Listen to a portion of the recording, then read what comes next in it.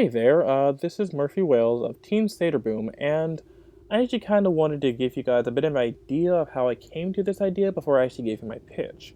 At one point, I was actually watching movie fights on the YouTube channel Screen Junkies, where the question was posed, what film series would you like to see an animated feature of? And one of the people had actually posed Aliens. Now, he initially just kind of insisted that he could basically do it as a means of escalation, like do more crazy stuff, but I kind of want to take it in a different direction. What I actually want to do with this is actually have a world that's far more influenced by the actual visuals of it than anything else. Much like the first two films, I think the visuals are probably the strongest aspect of the entire film, much like I'd say Prometheus was. And in many regards, while I did like Prometheus, it was something that was a little bit too, well, complicated. While I'd like to try and explain all in one go, I think the best place you can go to would actually be Comic Book Girl 19's YouTube channel, where a while ago she actually explained a very deep understanding of the film and what was intended behind it. But anywho, the reason why I'd like this to be animated is that I kind of want it to be a stop-motion feature that's done by Laika. Now, if you don't know, Laika is actually the team that actually gave us Paranorman, Coraline, and the upcoming film Kubo. If you haven't seen the first two that I mentioned, quite frankly, I'd say you should really give that a look. Quite frankly, the films are gorgeous, and in many regards, it's basically like tipping the hat to Tim Burton and carrying on a lot of those kind of ideas and aspects to mind. And trust me, despite it being a kid's film, there are multiple parts in it that are basically horrifying and at the same time amazing. And much like the previous Aliens films, this one can actually incorporate some practical effects into it. Essentially, more hand models and basically really using like nice, decent sets that would basically get the entire visual of Aliens out without being the entire CG money spectacle that some others go for. And it feels a little bit more intimate when you actually have something that looks physical yet still interesting. So, without any other thing getting in the way, I'd like to actually get into my pitch. The movie opens with a board of the Weyland-Yutani Corp curious of Weyland's absence. They haven't heard from him in years and they fear the worst has befallen him. Concerned that their suspicion may be true, they send a recon team to the last known coordinates of the USCSS Prometheus. It takes some time, but the recon team locates the planet and discovers the wreckage, but no presence of life, and decide to search the ship. Once on the ship, they find the grotesque remains of some of the crew, and even more importantly, they find the black goo. Once back, the recon team presents the evidence to the board. While they are displeased that Weyland and his crew are dead, or unaccounted for, the discovery of their work and the black goo intrigues them.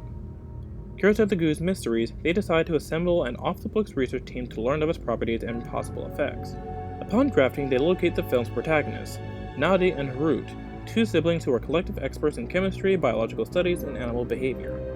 Because of their expertise, they are requested to lead the research team and test the ample amounts of goo on living subjects to learn whether or not the goo is profitable. Excited to push the boundaries of science and discover the mysteries of the engineers, Nadi presses on quickly to start trials on animals. Harut, on the other hand, is a bit more apprehensive and wants to study the chemicals a little bit more before actually putting them on any living subject. With their means of progress butting heads, they decide to make a compromise and run a trial on one single lab rat.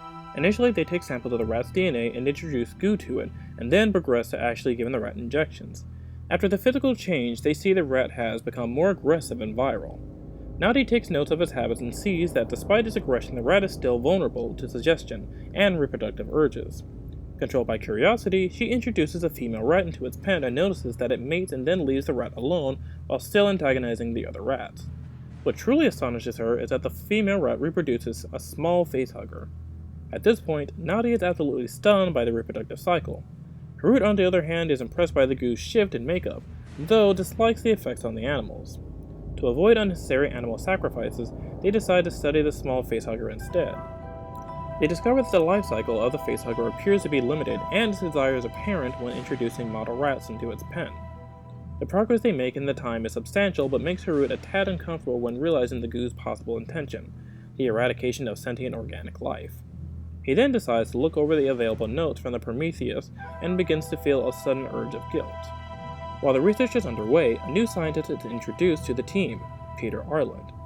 Peter is the head of a separate facility of Weyland-Yutani Inc., which focuses on medical advancement. He was told that a new substance has the possibility of aiding his work, and he is allowed to look over select pieces of the research, specifically excluding the rats and facehuggers. Much like Harut, Peter is afraid of what the goo could be used for and insists that the project be shut down. Nadia, on the other hand, completely disagrees and argues that the work should continue to be looked into. Peter argues that the danger it presents outweighs the good it could possibly bring. Listening in on both arguments, Harut decides to remain undecided.